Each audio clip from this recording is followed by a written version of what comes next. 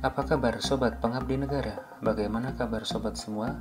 Saya doakan selalu sehat dan dalam perlindungannya. Di postingan kami selanjutnya, kami mencoba menyajikan soal dan pembahasan TPA atau tes potensi akademik. Tes TPA ini hampir selalu muncul ketika tes masuk kuliah atau tes PNS, BUMN, atau bahkan swasta. Tes potensi akademik umumnya terdiri dari tes kemampuan verbal, kemampuan kuantitatif, kemampuan penalaran, kemampuan spasial. Di postingan kali ini kita coba bahas tes yang selalu menjadi momok ketika mengerjakan TPA, yaitu tes kemampuan kuantitatif. Sebelum kita coba membahas tes kuantitatif, hal pertama yang harus kita pahami adalah prinsip dasar kuantitatif. Secara logika, pemahaman terhadap prinsip dasar tersebut membantu kita dalam mempercepat penyelesaian soal kuantitatif dan membuat kita tidak terjebak dalam mengerjakan soal. So, mari kita simak sob.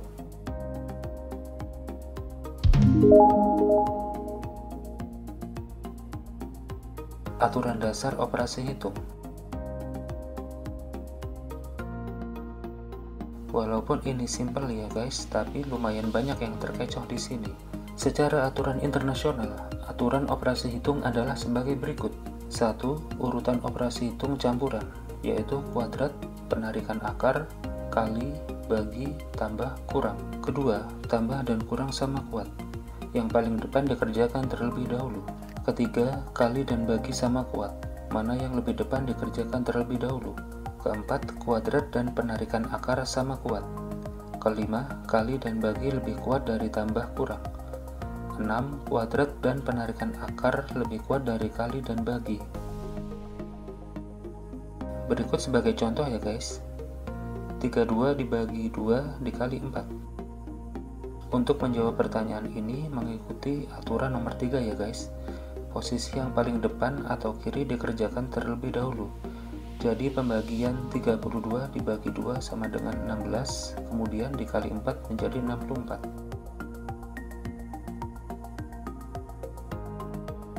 32 ditambah 24 dibagi 6 dikurangi 10 dikali 2. Bila soalnya seperti ini bagaimana ya?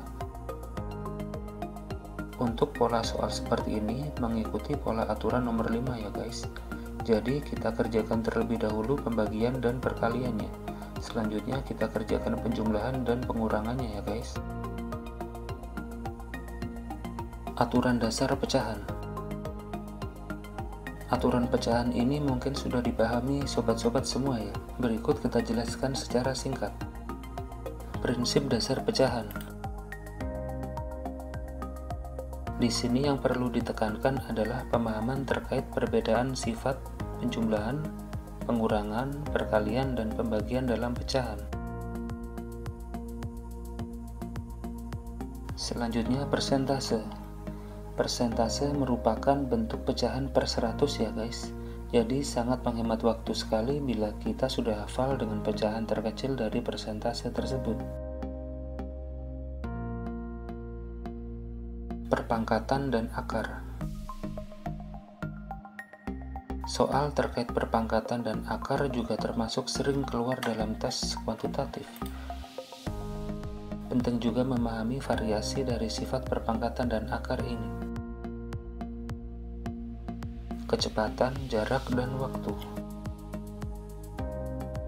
Variasi soal terkait kecepatan, jarak, dan waktu merupakan bagian dari tes TPA yang biasanya teman-teman pasti sudah hafal dengan rumus dasarnya tersebut.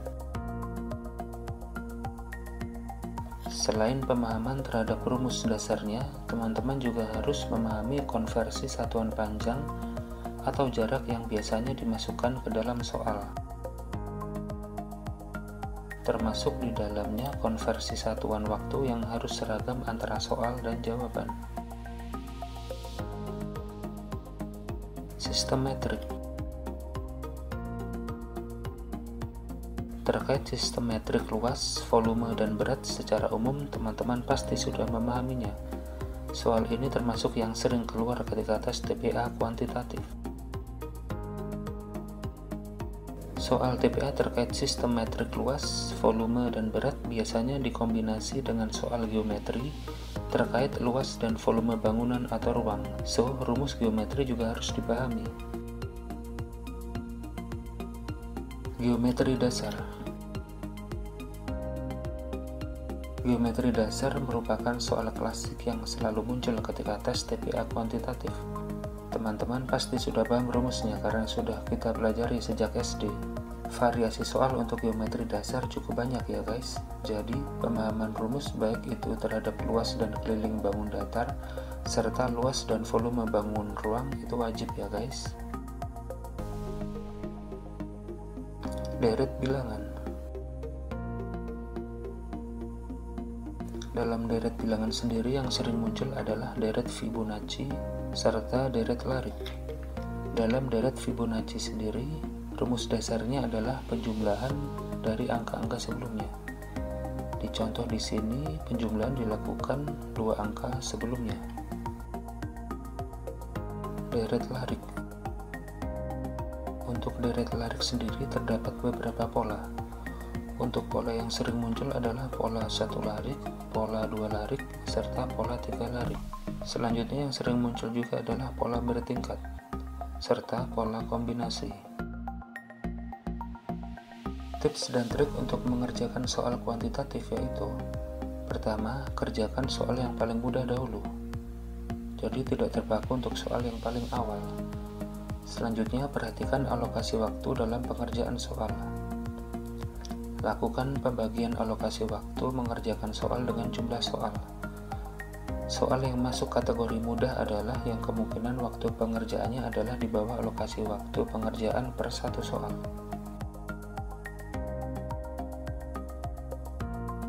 Demikian teman-teman semua pembahasan kita tentang prinsip dasar dalam soal kuantitatif.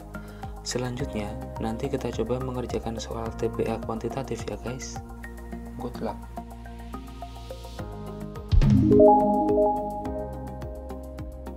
Jangan lupa like dan subscribe akun ini serta nyalakan loncengnya untuk mendapatkan info terbaru ya guys.